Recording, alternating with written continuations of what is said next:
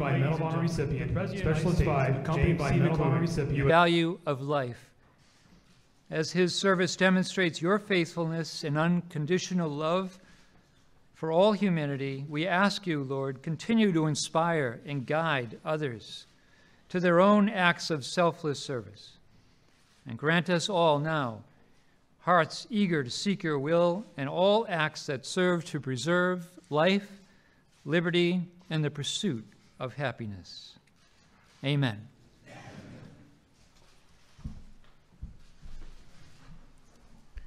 Thank you very much. Please be seated.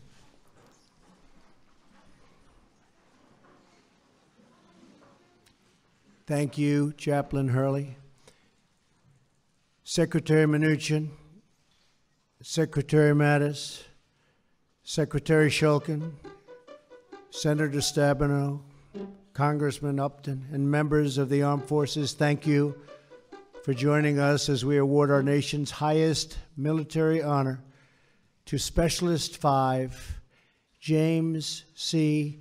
McLuhan. Today, we pay tribute to a veteran who went above and beyond the call of duty to protect our comrades, our country, and our freedom. Joining Jim today is his wife, Cherie, his brothers, Mike and Tom, his sons, Jamie and Matt, and many other members of his very large and beautiful family. We're also gratified to be joined by 8 previous Medal of Honor recipients. Now, Jim's name will stand forever alongside theirs in our history and in our hearts. I want to take a few minutes to tell you about Jim and how he earned this place among legends. Jim was raised in Bangor, Michigan. His father built their house from scratch and worked 40 years at a piano factory. Jim's dad taught him a simple but powerful lesson.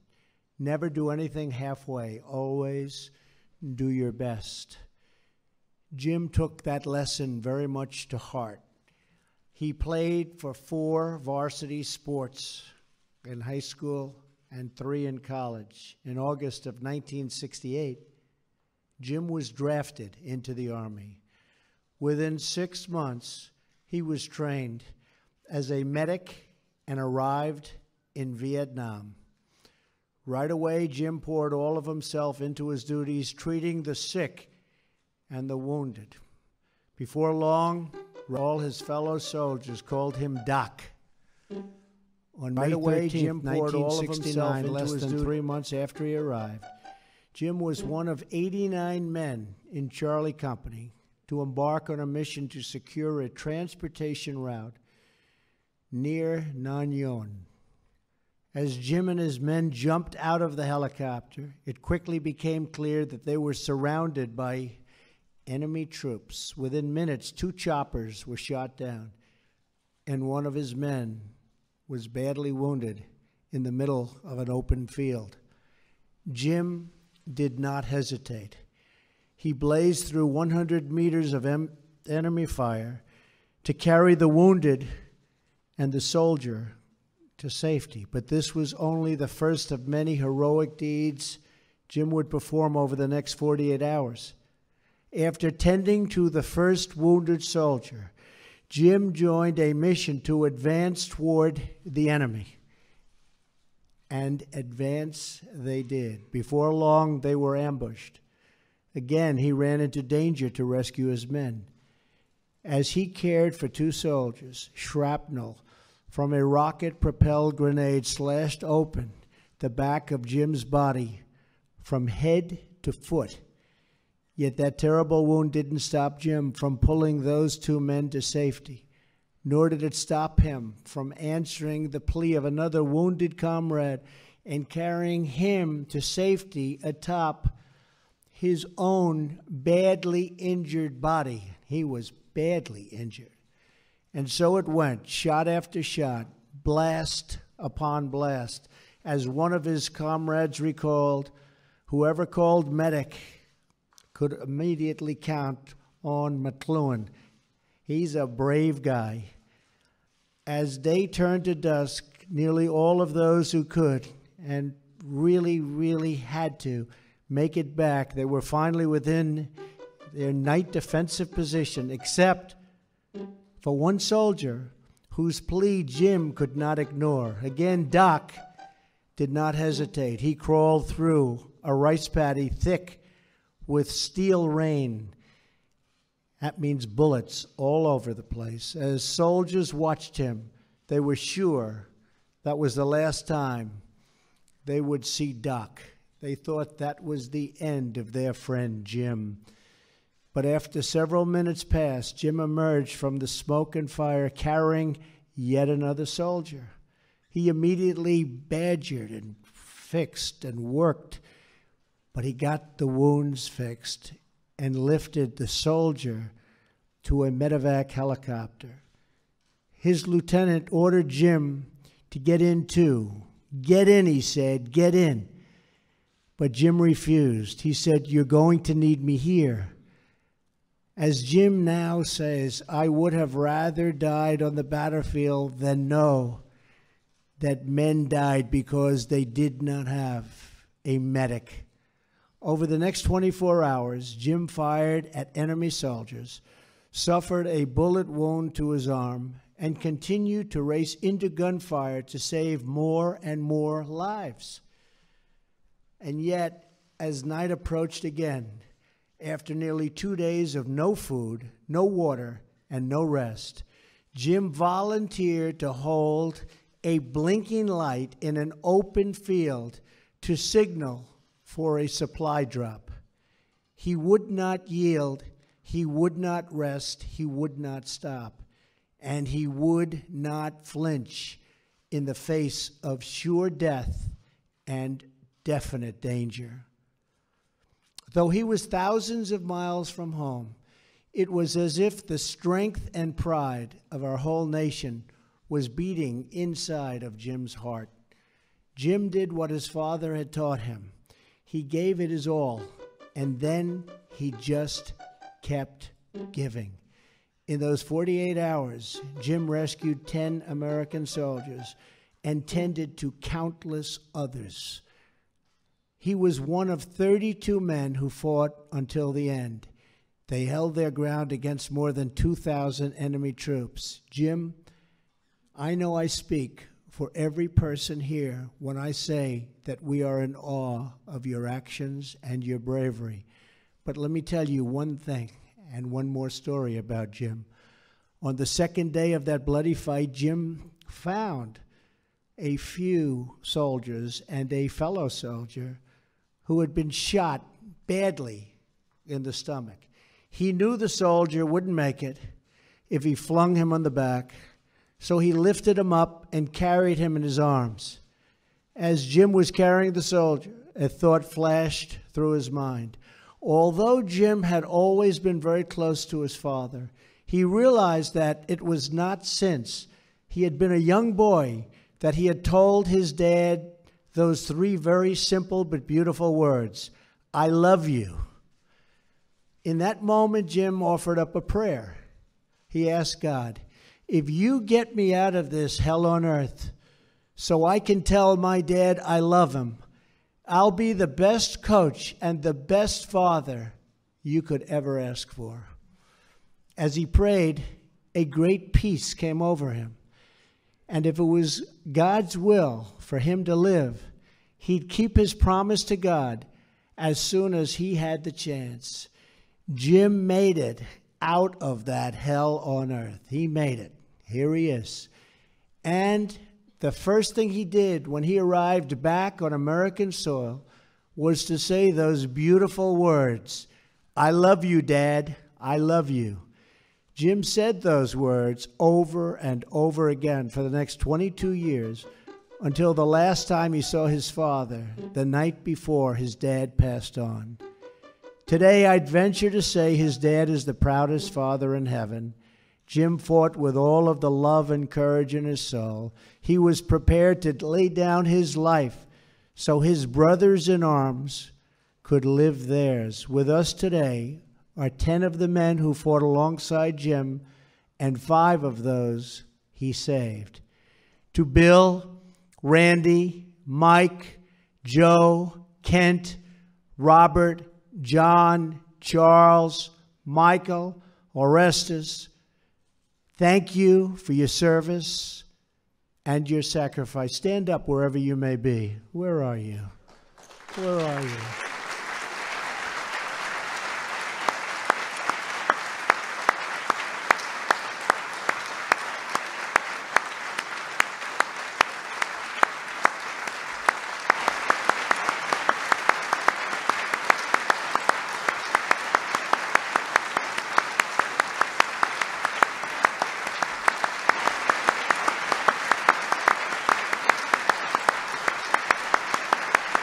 Thank you, Thomas. That's great.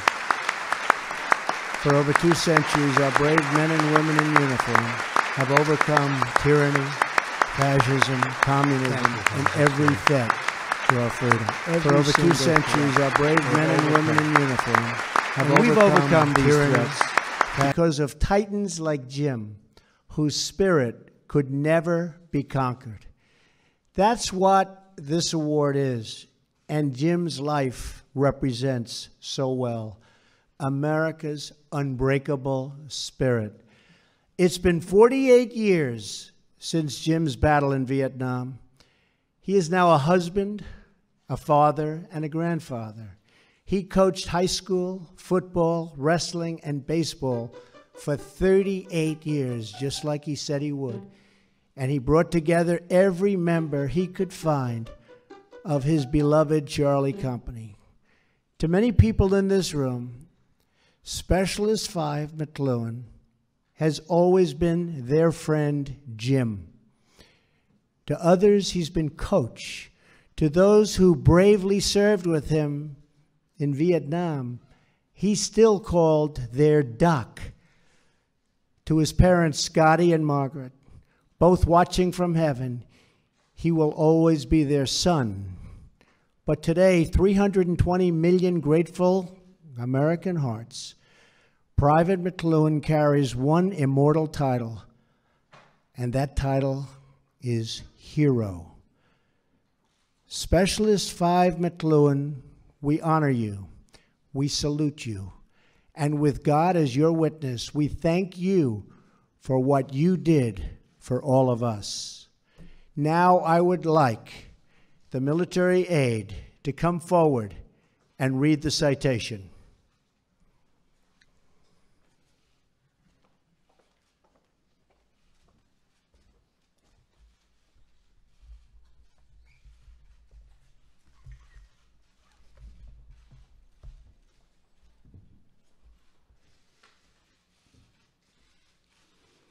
The President of the United States of America, authorized by Act of Congress, March 3, 1863, has awarded in the name of Congress the Medal of Honor to Private First Class James C. McLuhan, United States Army, for conspicuous gallantry and intrepidity at the risk of his life above and beyond the call of duty.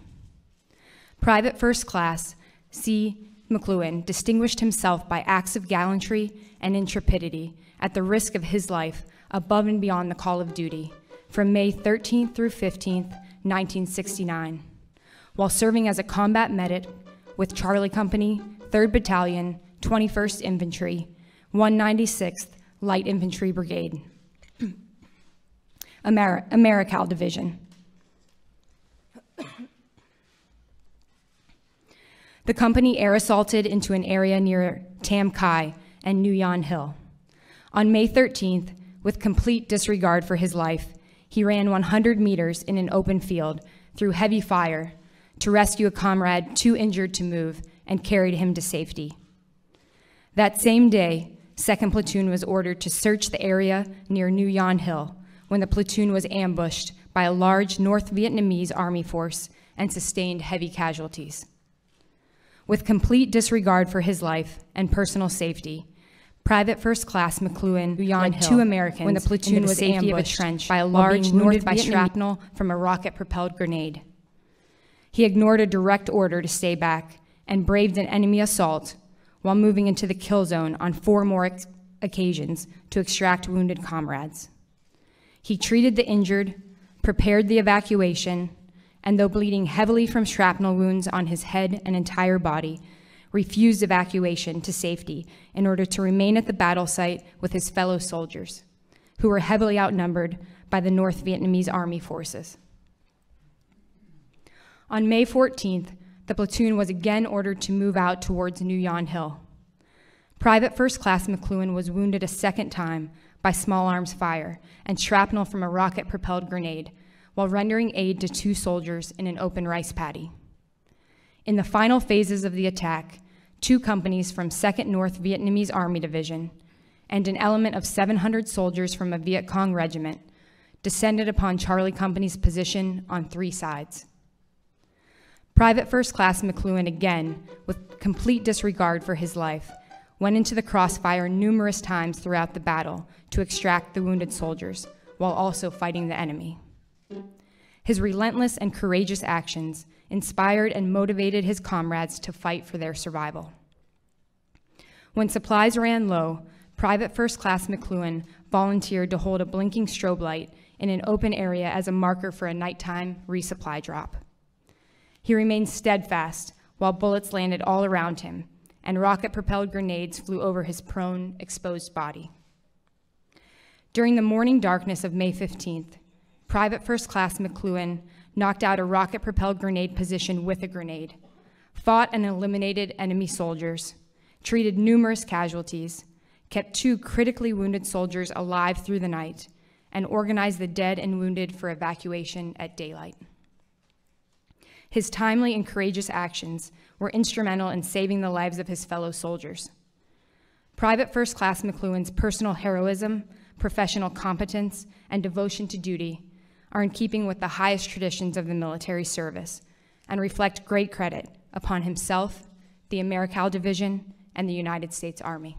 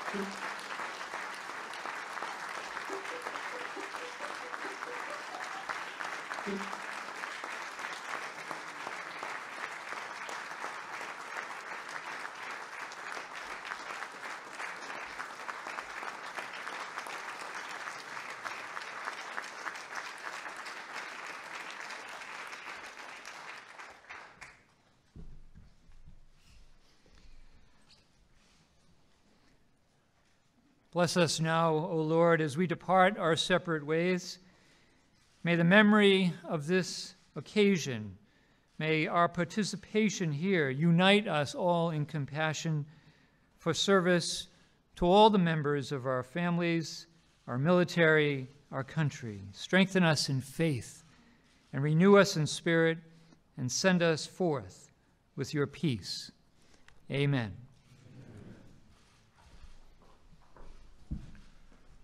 Jim, thank you. God bless you. God bless your family. God bless the United States of America. Thank you, Jim.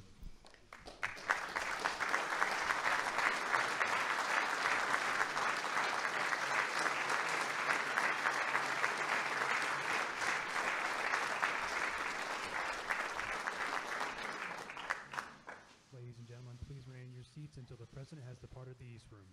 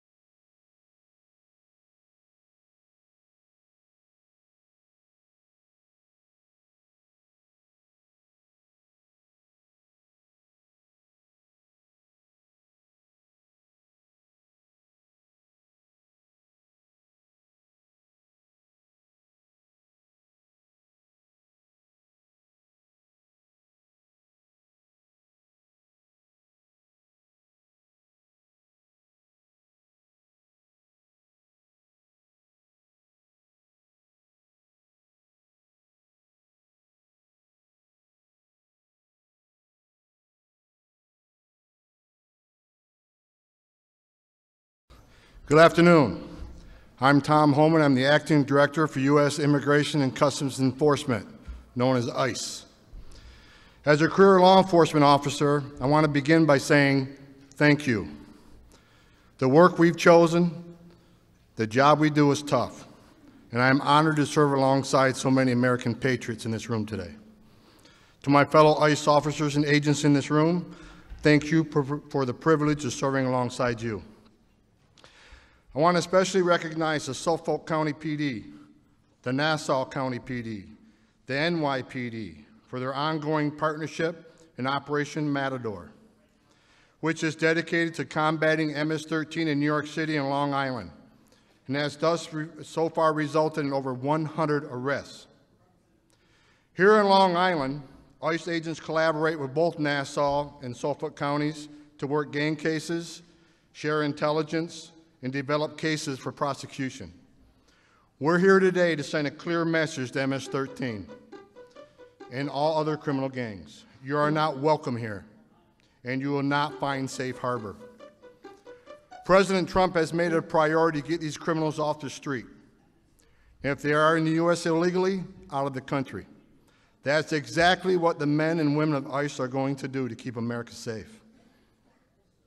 Our efforts to target and dismantle MS13 cannot be successful without strong partnerships between law enforcement agencies at the federal, state, and local levels. Let me be clear. We will be relentless in our pursuit of every member, associate, and leader of MS13. From the command and control element in El Salvador to the lone gang member walking within our communities, we will target all of you. We will bring a laser focus to the absolute destruction of this cowardly organization that terrorizes the most vulnerable in our country. It's time for the victimization and the fear in our communities to end. However, it's time for every member of MS13 to be in fear. Look over their shoulder, look in their rearview mirror, because ICE and its partners are coming hard and we're coming strong.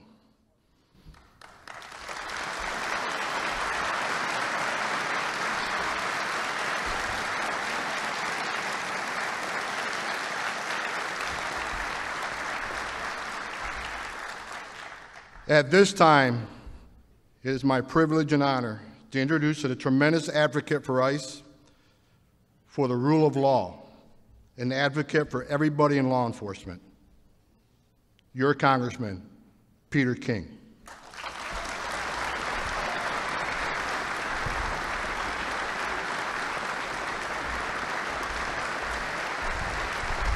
Thank you. Thank you very much. Thank you, Tom. What a great day to welcome President Trump back to Long Island. Tom, thank you for your great work, what you're doing with all the men and women of ICE. Let me also acknowledge the members of Congress who are traveling with me here today, one of whom you all know from the neighboring district, Congressman Lee Zeldin.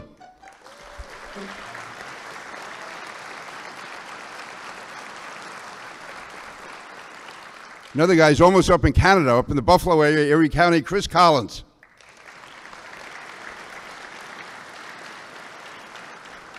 And then if you take the ferry boat over to Staten Island, you find Dan Donovan, a great guy.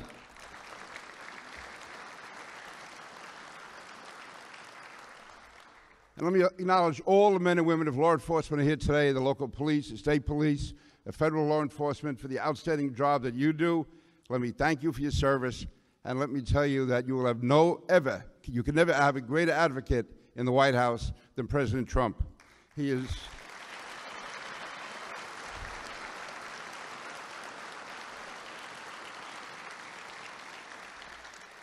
President Trump knows that blue lives do matter.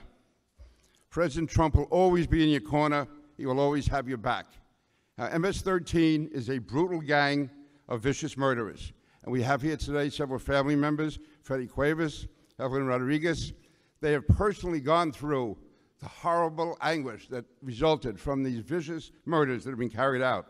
But I can tell you personally, from my conversations in the White House with President Trump, from phone calls he makes to my kitchen on a Sunday morning, that he is absolutely committed to devastating and decimating and destroying MS-13.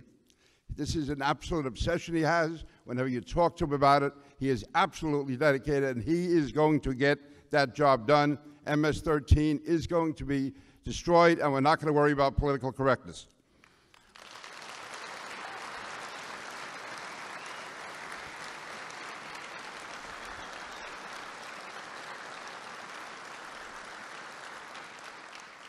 President Trump stands with the good people of Central Islip and Brentwood.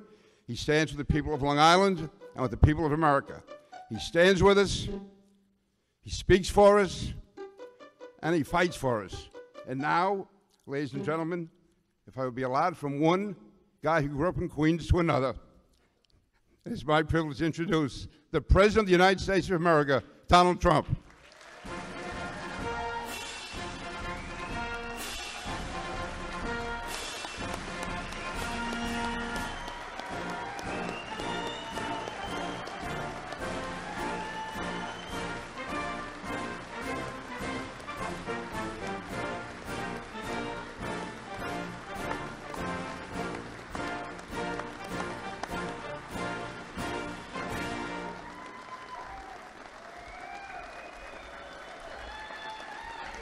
Thank you. Thank you.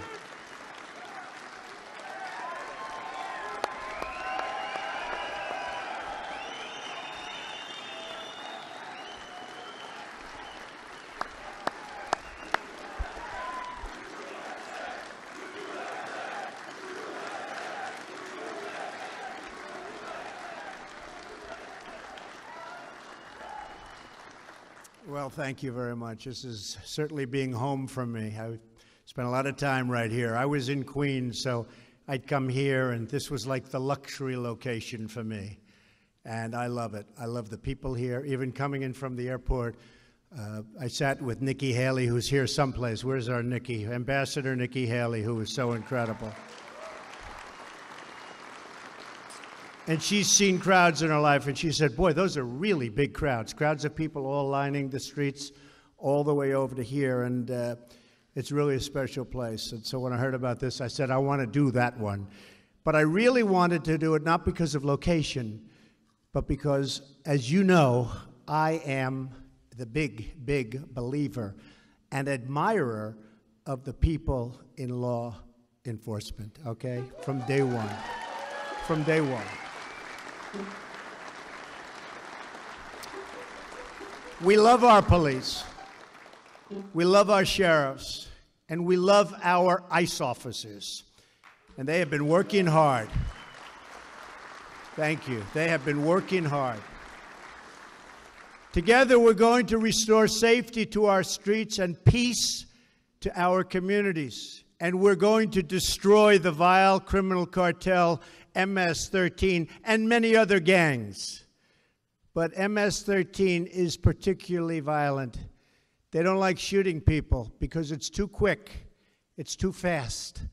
I was reading one of these animals was caught and explaining they like to knife them and cut them and let them die slowly because that way it's more painful and they enjoy watching that much more. These are animals.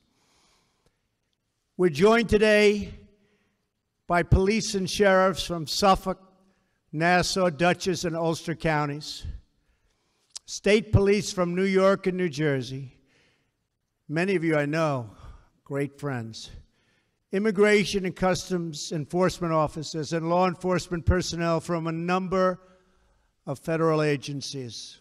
So we're loaded up with great people, that's what I call it.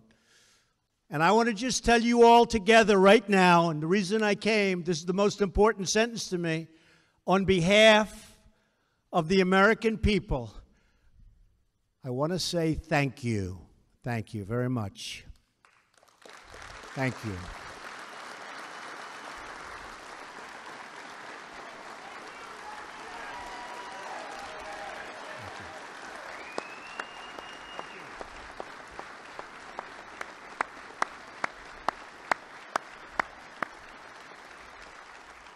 And I don't think you know how much the public respects and admires you. You're saving American lives every day, and we have your backs. Believe me, we have your backs 100%. Not like the old days. Not like the old days.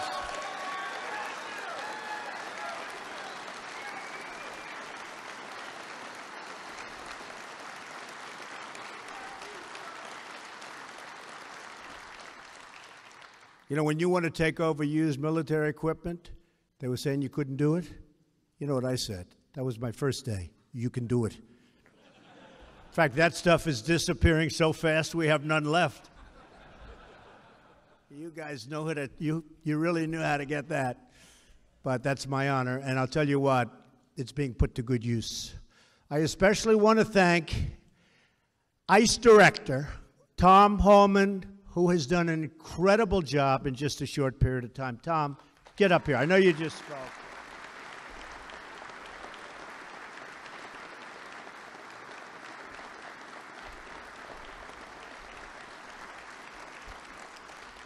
Tom is determined to rid our nation of cartels and criminals who are preying on our citizens. And I can only say to Tom, keep up the great work. He's a tough guy. He's a tough cookie. Somebody said the other day, they saw him on television, they were interviewed after that. They said, he looks very nasty. He looks very mean. I said, that's what I'm looking for. That's exactly what I was looking for. And for that, I want to congratulate John Kelly, who has done an incredible job of Secretary of Homeland Security. Incredible. One of our real stars. Truly one of our stars. John Kelly is one of our great stars. You know, the border's down 78%. Under past administrations, the border didn't go down, it went up. But if it went down 1%, it was like this was a great thing. down 78%. And in fact, the southern border of Mexico, we did them a big favor, believe me. They get very little traffic in there anymore because they know they're not going to get through the border to the United States. So that whole group has been incredible, led by General Kelly. Let me also express our gratitude to the members of the New York delegation here today. Congressman Chris Collins, where's Chris? Where's Chris? Oh, Chris, right from the beginning, he said Trump is going to win. Trump is going to win. That's why I like him. I didn't like him that much before. Now I love him. I'll never...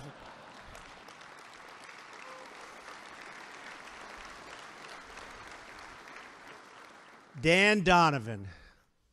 Thanks, Dan. Thank you, Dan. And Lee Zeldin, who I supported right from the beginning when they said he didn't have a chance of beating a pretty popular incumbent.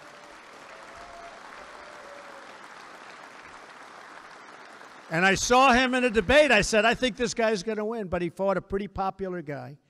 And I said, I think he's going to win. And went heavy for him, and he won. And he won pretty easily, didn't you? Pretty good. I'm proud of you. Great job. And, of course, a legend, somebody that we all know very well, sort of my neighbor, because I consider him a neighbor. But he's really a great and highly respected man in Washington, Congressman Peter King. Peter.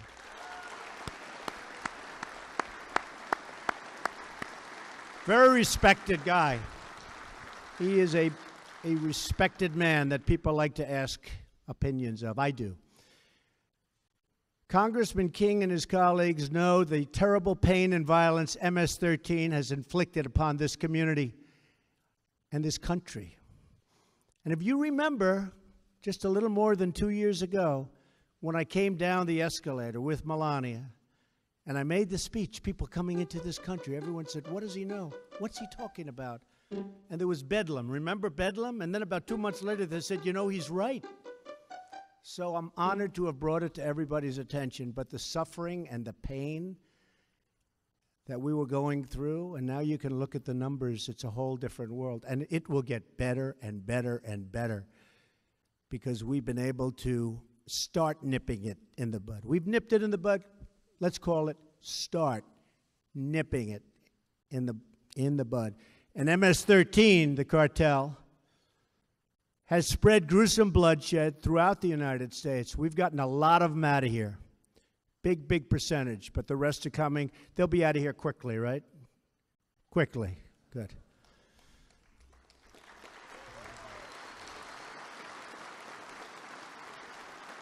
So I asked Tom on the plane.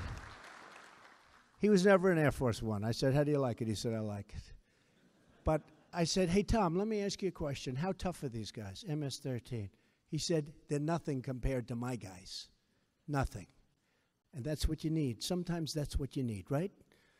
For many years, they exploited America's weak borders and lax immigration enforcement to bring drugs and violence to cities and towns all across America. They're there right now because of weak political leadership, weak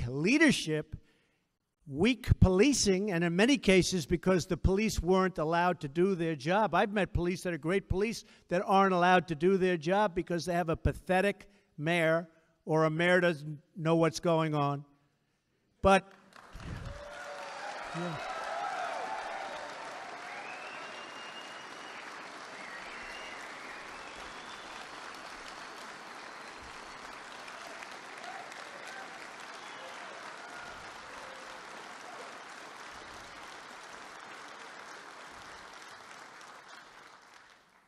Were you applauding for someone in particular? It's sad. It's sad. You look at what's happening, it's sad. But hopefully, certainly in the country, those days are over. You may have a little bit longer to wait.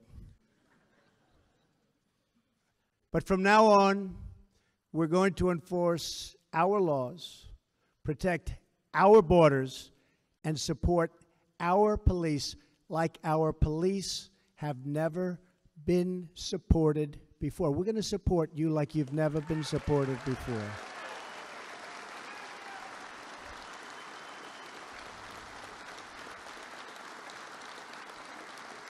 Few communities have suffered worse at the hands of these MS-13 thugs than the people of Long Island. Hard to believe. I grew up on Long Island. I didn't know about this. I didn't know about this. And then all of a sudden, this is like a new phenomena. Our hearts and our nation grieve for the victims and their families. Since January 16, think of this. MS-13 gang members have brutally murdered 17 beautiful young lives in this area on Long Island alone. Think of it. They butchered those little girls. They kidnap, they extort, they rape, and they rob. They prey on children. They shouldn't be here. They stomp on their victims. They beat them with clubs. They slash them with machetes. And they stab them with knives. They have transformed peaceful parks and beautiful, quiet neighborhoods into blood-stained killing fields. They're animals. We cannot tolerate, as a society, the spilling of innocent, young, wonderful, vibrant people, sons and daughters, even husbands and wives. We cannot accept this violence one day more. Can't do it. And we're not going to do it. Because of you, we're not going to be able to do it. You're not going to allow it to happen. And we're backing you up 100%. Remember that. 100%.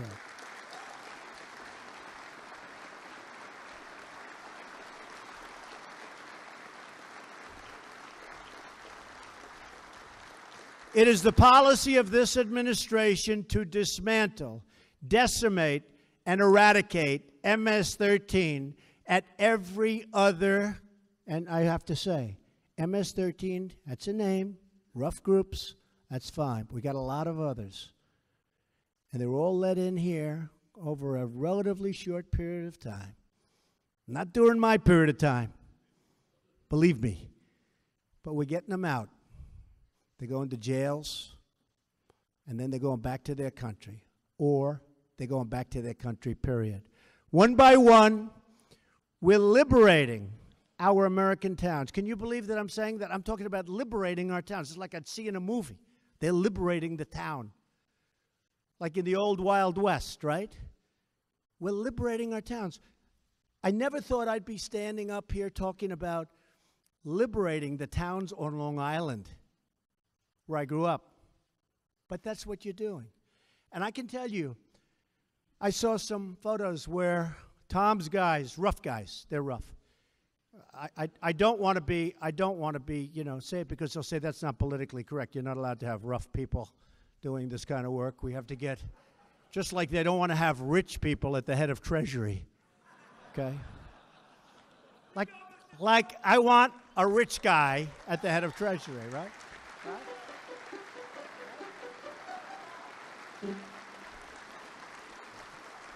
I want a rich guy at the head of commerce, because we've been screwed so badly on trade deals. I want people that made a lot of money now to make a lot of money for our country. And by the way, as I was walking up, they just gave me the numbers. Our numbers were just came out this morning. GDP is up double from what it was in the first quarter.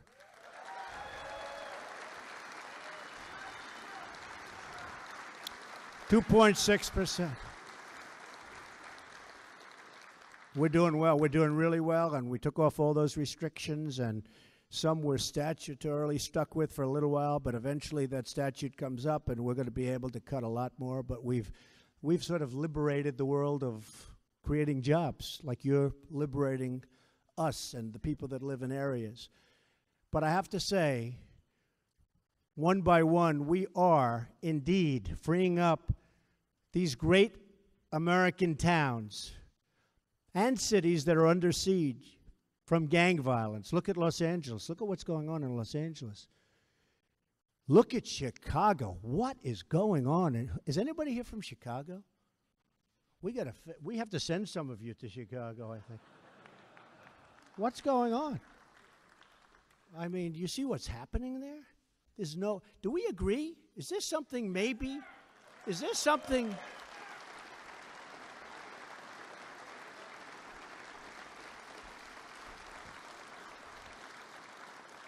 I have to tell you one Chicago story. So Chicago is having this unbelievable violence. People being killed, 4, 5, 6 in a weekend. And I'm saying, what is going on? And when I was running, we had motorcycle brigades take us to the plains and stuff. And one of the guys, really good, you could see a really respected officer, police officer. He was at the head. He was the boss. And you could see he was the boss. He actually talked like the boss. Come on, get lined up, because I'd always take pictures with the police, because I did that. My guy said, don't do it, don't do it.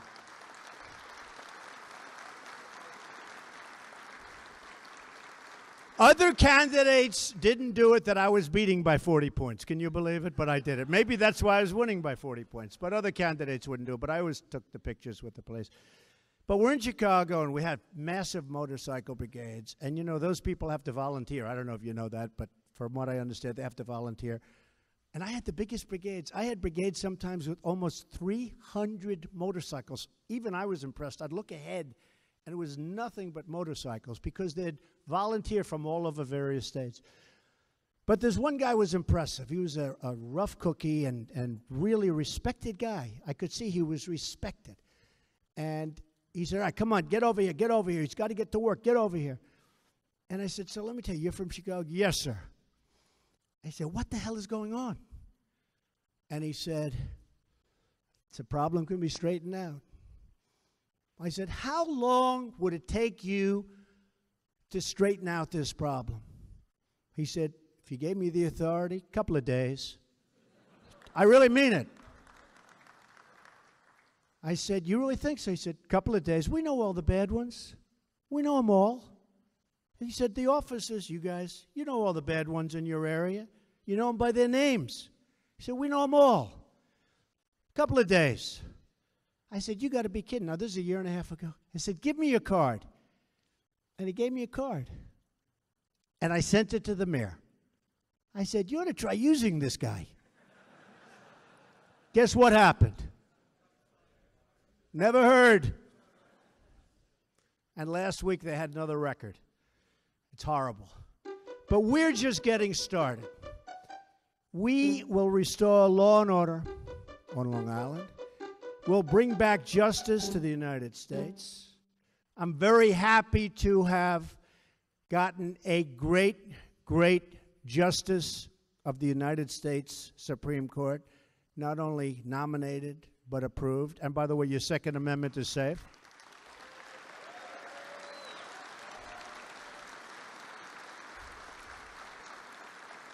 Your Second Amendment is safe. I feel very good about that. Wasn't looking so good for the Second Amendment, was it, huh?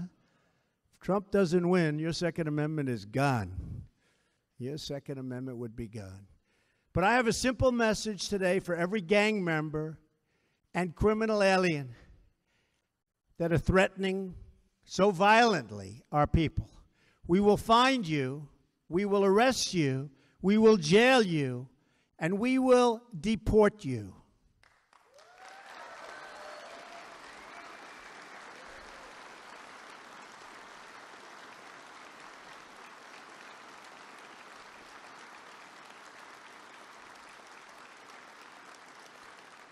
And, you know, we had some problems with certain countries. Still do with a couple, but we'll take care of them. Don't worry about it. Anytime we have a trade deficit, it's very easy, which is almost everywhere. We have trade deficits with almost every country because we had a lot of really bad negotiators making deals with other countries. So it's almost everywhere, so that takes care of itself. But we had certain countries in South America where they wouldn't take the people back. I said, that's okay, no more trade. All of a sudden, they started taking their people back. It's amazing, isn't it? They used to send to the former Secretary of State, the country, please call. Would you please work it so that we can take? And they used to just tell her, no, we won't take back.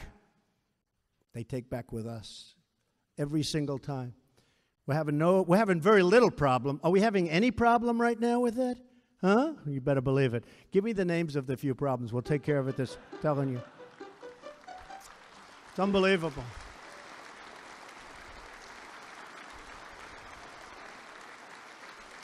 One of the old people, one of the people that represented the other administration, I said, why didn't you use that, the power of economics? Sir, we think one thing has nothing to do with another. I said, oh, really? So we'll have big deficits and they won't take back these criminals that came from there and should be back there? Well, believe me, to me, everything matters. But they're all taking them back. ICE officers recently conducted the largest crackdown on criminal gangs in the history of our country. In just 6 weeks, ICE and our law enforcement partners arrested nearly 1,400 suspects and seized more than 200 illegal firearms and some beauties, and nearly 600 pounds of narcotics. The men and women of ICE are turning the tide in the battle against MS13. But we need more resources from Congress, and we're getting them. Congress is actually opening up and really doing a job. They should have approved health care last night, but you can't have everything. Boy, oh boy. They've been working on that one for 7 years. Can you believe that? The swamp. But we'll get it done. We're going to get it done. You know, I said from the beginning, let Obamacare implode and then do it. I turned out to be right. Let Obamacare implode.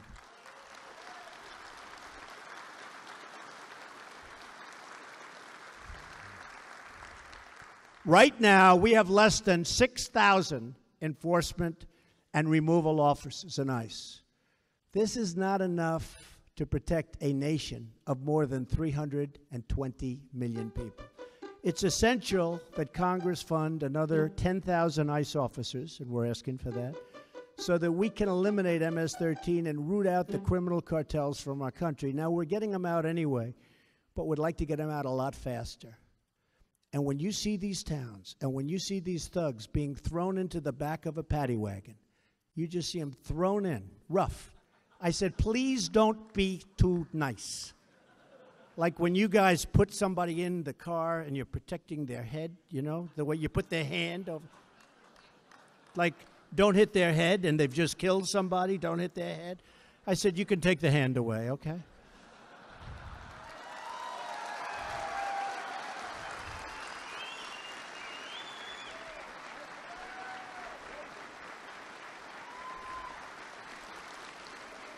It's essential that Congress fund hundreds more federal immigration judges and prosecutors, and we need them quickly, quickly.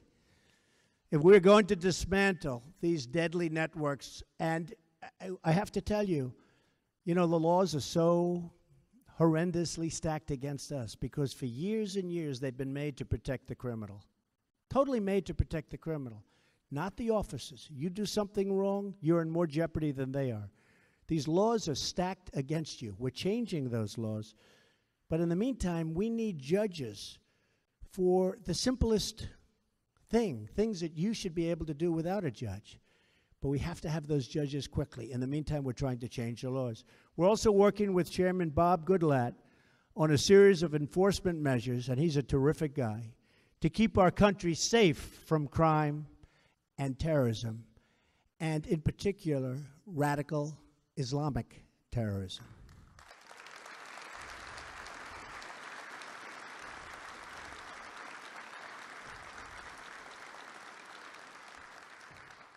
A term never uttered by past administration. Never uttered. Did anybody ever hear that term? I don't think so. But you heard it from me. That includes cracking down on sanctuary cities that defy federal law, shield visa overstays, and that release dangerous criminals back into the United States communities. That's what's happening. They're releasing them. So many deaths where they release somebody back into the community. And they know it's going to end that way. That's the sad. They know it's going to end that way. We're ending those procedures. We have to secure, thank you.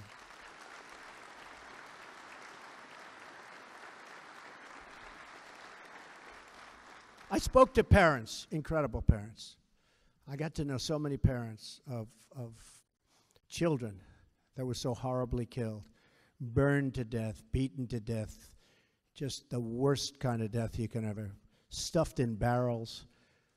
And the person that did it was released, and you'd look at the file, and there were letter after letter after letter of people begging not to let this animal back into society, that this would happen. It would happen quickly. It wasn't even like it would happen over a long period of time. They were saying it would happen quickly. It's total violence. He's a totally violent person. You cannot let this person out. They let the person out, and sometimes it would happen like on the first day. And then you have to talk to the parents and hold the parents and hug them, and they're crying. Crying, their lives are destroyed. And nobody thinks about those people. They don't think about those people. They're devastated. But we're ending so much of that. We're ending, hopefully, all of that. The laws are tough. The laws are stacked against us, but we're ending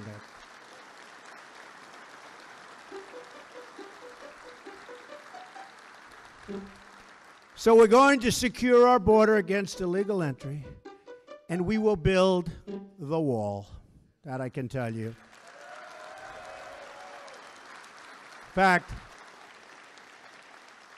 last night, you don't read about this too much, but it was approved $1.6 billion for the phase 1 of the wall, which is not only designed, but the start of construction over a period of about 2 years, but the start of construction for a great border wall. And we're going to build it. The wall is vital, and vital as a tool for ending the humanitarian disaster brought on by drug smugglers. And new words that we haven't heard too much of, human traffickers. This is a term that's been going on from the beginning of time, and they say it's worse now than it ever was. You go back 1,000 years where you think of human trafficking. You go back 500 years, 200 years, 100 years.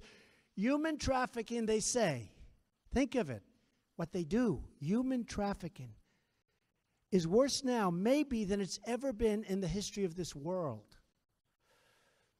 We need a wall. We also need it, though, for the drugs, because the drugs aren't going through walls very easily, especially the walls that I build. I'm a very good builder. You people know that better than most because you live in the area. That's why I'm here. We'll build a good wall. No, we're going to build a real wall. We're going to build a wall that works. And it's going to have a huge impact on the inflow of drugs coming across. The wall is almost, that could be one of the main reasons you have to have it. It's an additional tool to stop the inflow of drugs into our country. The previous administration enacted an open-door policy to illegal immigrants from Central America. Welcome in. Come in, please. Please. As a result, MS13 surged into the country and scoured and just absolutely destroyed so much in front of it. New arrivals came in, and they were all made recruits of each other, and they fought with each other, and then they fought outside of each other, and it got worse and worse, and we've turned that back. In the 3 years before I took office, more than 150,000 unaccompanied alien minors arrived at the border and were released all throughout our country into United States communities at a tremendous monetary cost to local taxpayers, and also a great cost to life and safety. Nearly 4,000 from this wave were released into Suffolk County. Congratulations. Including 7 who are now indicted for murder. You know about that. In Washington, D.C. region, at least 42 alien minors from the border surge have been recently implicated in MS-13 related violence, including 19 charged in killings or attempted killings. You say, what happened to the old days where people came into this country? They worked and they worked and they worked and they had families and they paid taxes and they did all sorts of things, and their families got stronger and they were closely knit. We don't see that. Failure to enforce our immigration laws had predictable results: drugs, gangs, and violence. But that's all changing now. Under the Trump administration, America is once more a nation of laws, and once again, a nation that stands up for our law enforcement officers.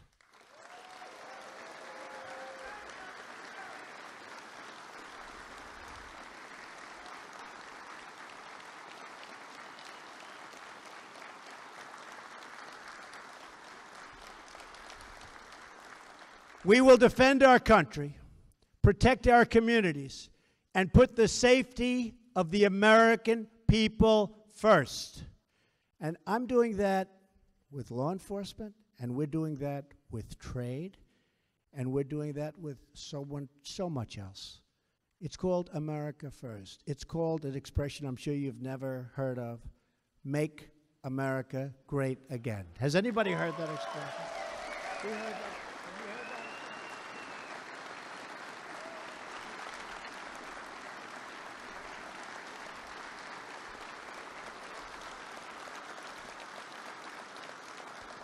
That is my promise to each of you.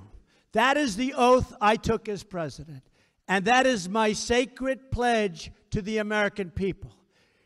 Thank you, everyone here today. You are really special, special Americans. And thank you in particular to the great police, sheriffs, and ICE officers. You do a spectacular job. The country loves you. The country respects you. You don't hear it, but believe me, they respect you as much as they respect anything there is to respect about our country. You are spectacular people.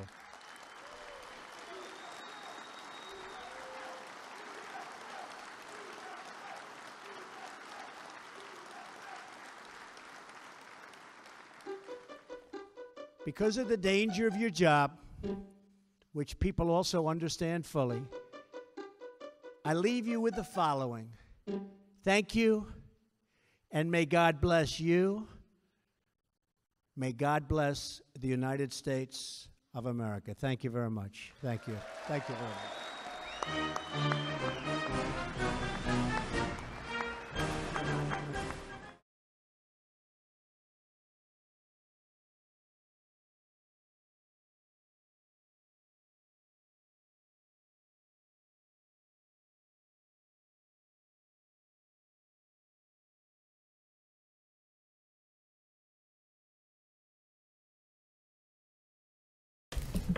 Good afternoon, you guys.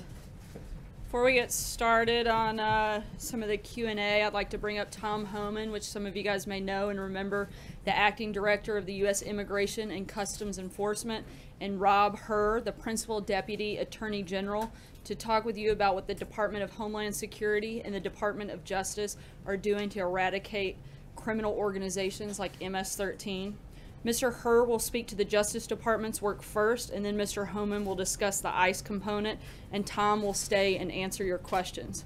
As always, I'd like to put out a friendly reminder for you guys to stay on topic, and after that I'll come back up to take your questions. Thanks, guys. Thank you, sir.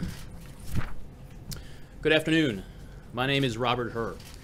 About 5 weeks ago, I was sworn in as the Principal Associate Deputy Attorney General at the Department of Justice. In that role, I serve as the Principal Advisor to the Deputy Attorney General. I appreciate the chance to talk to you about the Justice Department's aggressive efforts to achieve this administration's goal of dismantling the transnational gang La Mara Salvatrucha, also known as MS13. As you all know, the President is traveling to Long Island tomorrow to talk about our fight to eradicate the violent threat of MS13. And as we speak, the Attorney General is in El Salvador, where he will spend the next 2 days addressing the root of this problem, the San Salvadorian prisons that house the leaders of this dangerous gang. While there, the Attorney General will meet with members of the Justice Department's transnational anti-gang task force on the ground in El Salvador.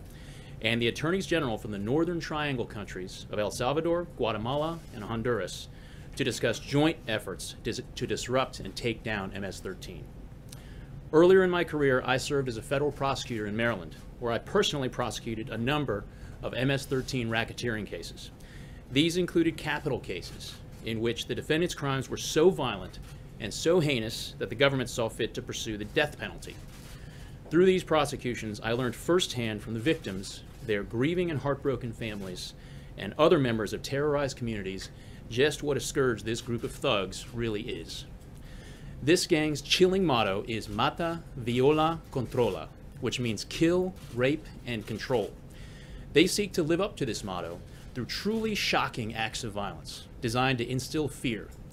Vicious machete attacks, execution-style gunshots, gang rape, and human trafficking. They use whatever they can get their hands on: guns, knives, machetes, baseball bats, tire irons, or their fists and feet, not just to inflict violence. They use violence to shock, to send a message, and to control territory here in the U.S. and in Central America. The Attorney General has answered the President's call, and we at the Justice Department are moving forward aggressively against MS-13. Specifically, pursuant to the President's direction and executive orders, the Attorney General has directed the Department's law enforcement agencies, ATF, DEA, FBI, and the Marshal Service, as well as federal prosecutors across the country, to prioritize the prosecution of gang members, specifically MS-13. The Attorney General has issued charging guidance regarding violent crime and criminal immigration enforcement, both of which directly target MS-13 members and their associates. In addition, the Department of Justice has requested funding for 300 more federal prosecutors to focus specifically on violent crime and criminal immigration enforcement. We've also prioritized multi-agency and cross-border collaboration in order to attack MS-13 from all angles. The Justice Department and the Department of Homeland Security are coordinating our anti-gang efforts to ensure that we bring both criminal and immigration laws to bear in the fight against transnational gangs. We continue our critical partnerships with state and local law enforcement around the country, whose brave men and women are truly on the front lines in the fight against MS-13. And we work, of course, hand in glove with our law enforcement partners in the Northern Triangle countries of El Salvador, Guatemala, and Honduras. They are helping us take the fight to MS-13 on its home turf. It speaks volumes that the Attorney General himself has traveled to the nerve center of MS-13 and is standing in solidarity with our partners in Central America. Indeed, earlier today, just hours ago, El Salvadorian prosecutors announced that they have filed charges against and arrested over the past 36 hours hundreds of members of MS-13 in El Salvador. Many of the defendants are members of MS-13's Peajes Locos Salvatruchos clique, who are centered in the La Paz department of El Salvador. Earlier this year, members of this MS-13 clique committed several high-profile murders in El Salvador. The shooter in these murders fled to the United States and is now in ICE custody pending immigration proceedings. This prosecution showcases just how closely we are working with our partners in El Salvador to combat MS-13. Specifically, U.S. law enforcement agents with ICE who are on the ground in El Salvador are coordinating with their counterparts here in the U.S. to ensure that the shooter is removed from the United States as quickly as possible to face charges in El Salvador. This investigation is being handled by Salvadorian gang prosecutors who are trained and mentored by embedded DOJ prosecutors in El Salvador, and Salvadorian police officers who were trained and mentored by the FBI and advisors from the State Department. At the request of Salvadorian prosecutors, the Justice Department has also arranged to have an essential witness to the murders transported to El Salvador for court proceedings. United States law enforcement and federal prosecutors recently targeted leaders and members of the same Peajos clique operating here in Maryland, charging 16 defendants with racketeering offenses involving murder and attempted murder, the last of whom was sentenced this year to life imprisonment. These are very significant blows to MS-13 and are made possible by our close cross-border coordination. We've also revitalized the institutional hearing program, which brings immigration judges to Bureau of Prisons facilities to adjudicate the immigration status of federal criminal alien inmates while they're incarcerated. This results in much quicker deportation after these criminals serve out their prison sentences here in the United States. Finally, we are also holding sanctuary cities accountable for their lawless conduct. The Attorney General will not allow sanctuary cities to become sanctuaries for criminals. Earlier this week, the Attorney General announced new grant conditions. Cities and states may only receive burn JAG grants if they comply with federal law, allow federal immigration officials access to detention facilities, and provide 48 hours notice before they release an illegal alien wanted by federal authorities. Taking on MS-13 is a top priority of this administration and this Justice Department. We will not tire, and we will not fail. I'm humbled to once again be in a position to work to reduce and ultimately decimate this gang to make our communities safe for all Americans. Thank you.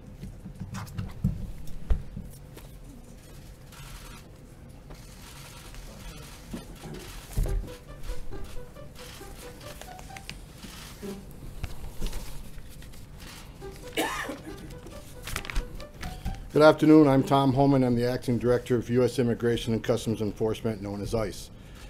Targeting, arresting, and removing members of violent street gangs such as MS-13 sends a clear message to criminal enterprises around the world. You are not welcome in the United States, and you will find no harbor here. President Trump made it a priority to get these criminals off our streets and, when possible, out of our country. And that's exactly what the men and women of ICE are going to do every single day to help keep America safe. ICE's Homeland Security Investigation, known as HSI, National Gang Unit, leads our efforts along with our deportation officers to identify and arrest gang members while working to dismantle the organizational structure that supports them. Gang members are involved in a broad range of criminal activity, including murder, extortion, narcotics trafficking, weapons trafficking, human smuggling, and other crimes with a nexus to border security. Since the beginning of January of this year, ICE's Homeland Security Investigation has already arrested 3,311 gang members across the country in a number of targeted operations. I'll speak just about two. Project New Dawn, a recent gang surge led by ICE HSI, netted 1,378 gang arrests. Operation Matador, up in New York State, since May 9th, has netted over 100 gang members and affiliates, vast majority of MS-13 members. Make no mistake, organized violent transnational gangs threaten the safety of our communities, not just in major metropolitan areas, but in our suburbs like Suffolk County in New York, where I'll be joining the President tomorrow to discuss this very issue. Let me share just a couple examples that demonstrate the violence of these criminals. Recently, 2 MS-13 members who were juveniles, arrested as part of Operation Matador, have been implicated in the quadruple homicide of 4 young adults in New York. An additional MS-13 arrest admitted to being complicit in homicides of 2 juvenile females. Multiple other Operation Matador MS-13 arrests have led to admissions of narcotics trafficking, weapons smuggling, and intelligence on other unsolved crimes in the region. The proliferation of MS-13 remains an ongoing challenge for law enforcement everywhere. Our efforts to eradicate gangs such as this are much more effective in areas where our partnership with local law enforcement is the strongest. As I said the last time I was here, I cannot stress enough, our operations are more effective when there are strong local partnerships supporting them. Sanctuary city policies only make it more difficult, if not impossible, for ICE to remove known gang members and other criminal aliens who are removed from this country without the opportunity to commit additional crimes. As I said when I was here at the podium a month ago, cooperation is critical. It is often state and local law enforcement, not ICE, that first come into contact with transnational gang members. Together, through partnership, we can keep our streets safe. Together, our gang is bigger than theirs. In addition to making our communities safer, the intelligence gathered from operations targeting MS-13 helps our agents and investigators continue their efforts to fully dismantle these global criminal enterprises. From the command and control structure in El Salvador to the street members walking our communities and everybody in between. In closing, I'll say this: the progress we're making would not be possible without the brave and dedicated men and women of ICE. These are professionals, American patriots, who leave the safety of their homes and their families every day to help keep us safe, to keep people safe they'll never meet. And I am honored and proud to represent them here today. With that, I'll take questions. Sir? In Montgomery County, there has been MS-13 activity, and when they have prosecuted MS-13 there, they have said that the members of MS-13, some of them are citizens, and to get help from the immigrant community where they're plaguing, the plague is on the immigrant community, that they have not been successful because they're afraid of being taken out of the country, that you're going to deport them. So for those in the immigrant community who are being taken advantage of, are you going to offer any type of support for those who are not involved in MS-13 who come forward to assist law enforcement? Because local law enforcement says that's the largest problem they have in getting people to come forward. They think they're going to be deported. Well, you all can help with that message, right? I mean, the mismessaging that ICE is out there doing neighborhood raids and roadblocks and things that we were being accused of doing. We got to get the message straight. ICE prioritizes our arrests based on criminal threats, national security, those who violate immigration laws. However, if they're a victim or witness, we're not out looking for victims or witnesses. I believe that these, especially MS-13, they victimize the very communities in which they live. So if the immigrant community is being victimized, they don't want them in the community either. They should be safe to go to law enforcement, report the crime. Again, we do not target victims of crime. Matter of fact, there's actually benefits to victims of crime through the immigration process. So they should feel safe to go and report criminal activity, and we're going to target the most violent criminals, not the witness, not the victims, to remove them. And we need their help. We need the community's help, and most importantly, we need local law enforcement's help, especially county jails that will have an MS-13 booked in that county jail. But if that county jail is located in Sanctuary City, they get released back to the streets. That's what we need to change. We need cooperation from local law enforcement. But you're saying, point blank, you're not going to take advantage of the immigrant communities who are victims, right? Taking advantage of the immigrant community. Look, if they're victims, they're not going to be deported. We need the immigrant community to assist us in identifying the most heinous criminals, and that's MS-13. It's the most violent gang out there. So again, I'll say this again: if there's a victim of crime and they come forward, we're not looking to arrest a victim of crime. We're looking to arrest the bad guy, right? Now let me make this clear. Now, am I saying there's a population of illegal aliens who are off the table? I'm not saying that.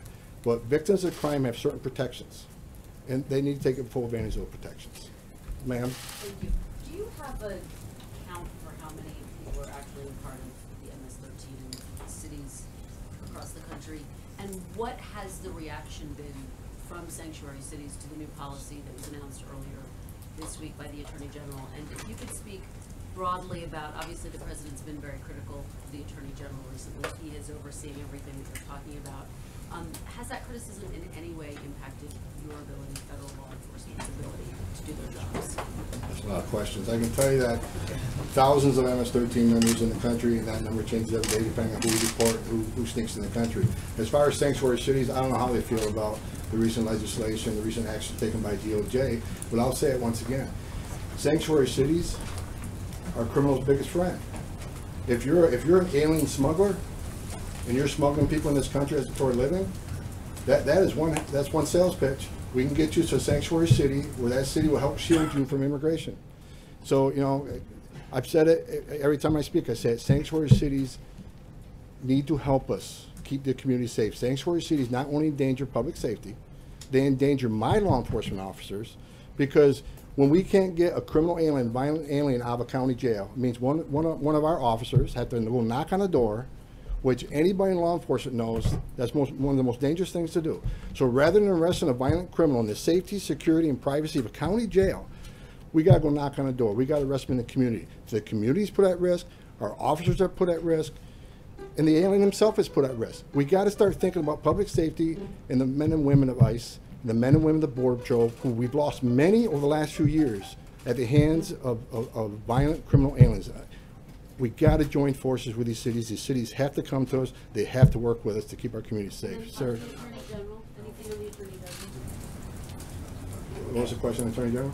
The fact that the President's been criticizing him recently, has that in any way impacted your ability, federal law enforcement's ability to do their job? ICE is going to do our job. We're going to continue to enforce the law. The Attorney General is a strong supporter of immigration enforcement. So isn't the President. And I'll end it there. But I can tell you, nothing's going to change the way we do our business. The men and women are ICE professionals. We won't keep enforcing law within the orders of the executive order. Sir? The previous administration also also told the country to prioritize criminal gangs. Are you telling the country now that it didn't? And if you're not, what is different about your approach as compared to the previous administration's approach with MS-13 and those gangs like it? Well, I can tell you that the prior administration prioritized criminals and security threats. But the difference is, for those that criminal aliens get booked in a county jail, on the prior administration, they needed a conviction before we can even put a detainer on and ask for them to come in our custody. That's not necessary anymore. If you've been arrested for a serious crime and you're in a county jail, we're going to drop a detainer. We're going to take the person in the custody. What does that mean, dropping a detainer? That means we're asking the local jurisdiction to hang on to them until we can get there to take custody of them when they're done with you. Has that proven effective? Yes, I think we got more jurisdictions coming to the table now. Even, the story is, we got sanctuary cities here and there, but more jurisdictions, more law enforcement coming to the table now. The 287G agreements, we've already doubled those agreements on this administration. I expect to triple those agreements by the end of the year. Most law enforcement agrees with what I'm saying up here. The street cops, they want to work with us, and they want to identify these threats to the community and get them out of their communities. These people are not welcome in the communities, and local law enforcement are teaming up with us. The operation I spoke about here in New York City, we work with Nassau County, Suffolk County, NYPD. All these jurisdictions want to get the criminal element out of their neighborhoods. The immigrant communities themselves, they don't want these people in their communities. We all should be on the same page here.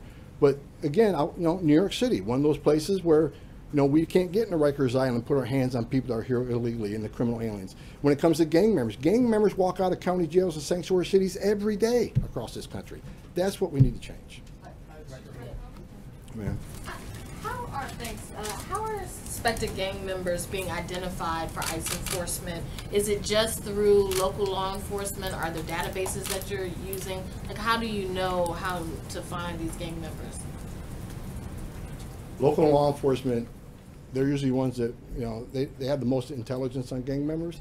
As far as what we look for to find gang members, I'd rather not discuss that, because I certainly don't want to share that information with the gang members who may be watching and say, okay, well, we'll just do this a little bit different. There's a myriad of factors we look.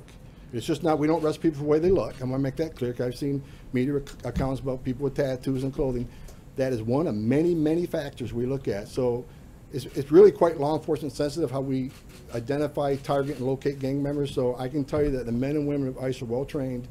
Other federal agencies, whether it's the Bureau or whether it's the Suffolk County, Nassau County. This is Nassau County. They do this for a living. They're professionals. They look at a lot of factors, including database checks. But I'd rather not share the factors we all consider to look at that, because I really don't want to share that with the criminal element who may be watching this program. Thank you. You said that victims of crimes who are immigrants will not be targeted. In February, your agency detained a woman in El Paso, Texas, who was seeking a protective order against a domestic abuser. Can you say now that your agency will not be doing that again? And if it's been done in the past, why should we believe you that it won't be done in the future? Okay, with that case you're talking about, you obviously don't know all the facts that I do. That is not the way. There's much more of that story than you're presenting here today. I can tell you that was a solid arrest, and it's under litigation. I can't give you all the information I have. That was a good arrest. That was a public safety arrest, and I can't say any more because it's in litigation. One last question, guys. You focused, and the president's going to focus tomorrow on the most violent gangs, MS-13, and suggesting that that's what ICE is focused on. I'm reading a story here from just last month that said the biggest number that ICE arrests are up of illegal immigrants, and the sharpest spike is seen for non-criminals. I think that the other side of the issue would say that ICE and this administration really is going after non-criminals and just using these moments to sort of suggest otherwise. What do you think about that? It's ridiculous. I mean, when under prior administration, non-criminals were not a priority. So when you go from 0 to 100, of course you can see the biggest rise in that. The executive orders are clear. Anybody reads the executive orders, no population's off the table. So non-criminals, yeah, those that are got a court order from a judge that refused to leave, we're looking for them. Those who enter the country illegally, I've said it 100 times, that is a crime to enter this country illegally. And when they get their due process at great government, at great taxpayer expense, billions of dollars are spent on border security, immigration court, detention. So when they get their due process and a federal judge orders them removed, that order needs to mean something, or the whole system has no integrity. Nowhere else in law enforcement has anybody asked a law enforcement agency to ignore a judge's order from a bench. They've had a due process. Our job is to enforce those orders, and that's what we do. And for the people that say that we concentrate too much on those that are not criminal, beyond them committing a crime, entering the country illegally, they've not committed yet another crime, you should ignore them. They've been here. Let them go. That message drives what happened in San Antonio. That message drives what happened in Victoria, Texas, that I investigated back in 2003. If we send the message that if you get into the country, you get by the Border Patrol and don't get arrested by local law enforcement for another crime, no one's looking for you, that is a magnet, that is a pull factor. We got to stop that messaging. We got to tell people it's not okay to violate the laws of this country. You can't want to be a part of this country and not respect its laws. You can't have it both ways. So until we get that message clear, that there is no safe haven here, and if you're in sanctuary cities, that's where we'll send additional resources, look for you at your home, at place of employment. We're going to enforce the law. We got to stop sending the message that people that don't commit yet another crime should be forgotten. Don't enforce the law. If I could, on a previous question, you said you need the cooperation of local communities. We hear that a lot from law enforcement, and including American immigrants, families that are maybe have mixed situations. The President, Trump, the other day called it in a speech in Ohio, twice referred to criminal gang members as animals. I think there are some who would say, well, that's sort of another attempt to paint broader swaths of immigrants as criminal and violent. He wasn't that specific about who he's talking about necessarily, and I'm wondering if you think that kind of rhetoric is appropriate, or whether that could potentially set back some of your efforts in trying to convince community members to work with your department. As a career law enforcement officer, I can tell you that criminal aliens are a threat not only to public safety, but to national security. We got to enforce the laws. The men and women at ICE are doing it in a professional manner. And I shared with you the last time I was here why it's so important to let the folks know in Central America and Mexico, let those that want to come to the United States to find themselves in a sanctuary city, why it's so important to send the message they should not make that dangerous trek. In my years of 33 years of doing this job, these are criminal organizations that transport these people into the country. The same organizations, the same illicit pathways that smuggle drugs, smuggle weapons, and smuggle people that want to do harm to this country. And by continuing to ignore that segment of the illegal population, we are bankrolling these criminal organizations. As I said earlier, sanctuary cities, that's the alien smuggler's best friend. That's their advertisement. We'll get you to a sanctuary city. And I'm telling you, what I've seen in my career, I've seen people that were killed could not pay their smuggling fee. I've seen, we talked to women that have been raped, children's been molested, people have been killed. I shared with a media yesterday in Phoenix, Arizona, during the hostage crisis several years ago, people couldn't pay their fees. The fees would double once they got it. They couldn't pay the fees. We rescued one man who was duct taped from head to toe. His whole face and head were duct taped, and they had a hole poked in the mouth with a straw so he could breathe for 2 days. When I was in Victoria, Texas, I did stand back for tractor trailer in 19 aliens with a 5-year-old that suffered. What do you think that 5-year-old went through the last 30 minutes of his life? What do you think his father went through the last 30 minutes of his life, looking down his child, knowing he couldn't help him because they're locked him back to tractor trailer? I'm not calling anybody animal. I'm saying there's those who break the law and those who don't break the law. You got to respect the laws of this country. There's millions of people that are members of society that enter this country the right way, and that's what we need to push. We need to push. Enter this. There's a legal way and an illegal way. We got to be pushing the legal message out there and stop sending this message that if you don't commit yet another crime beyond the crime you committed when you came to this country, that it's okay to be here. It's not okay to be here illegally. It's not okay to violate the laws of this country. We're going to enforce law. That is why, with everything you're reading right now and all these horrific events, that's why we need more.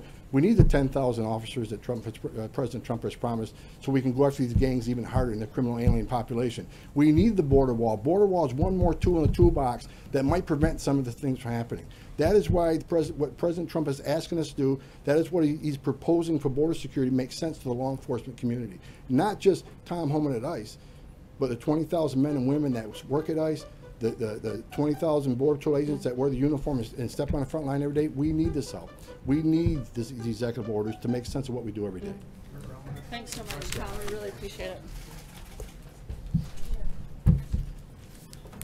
Thank you, Tom, Rob.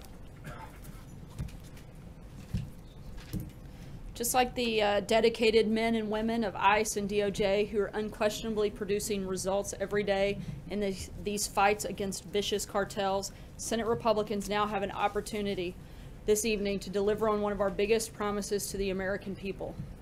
On the Hill, the Senate is gearing up for a series of votes on the Republican plans to finally repeal and replace Obamacare and replace it with the Freedom Health Care Bill.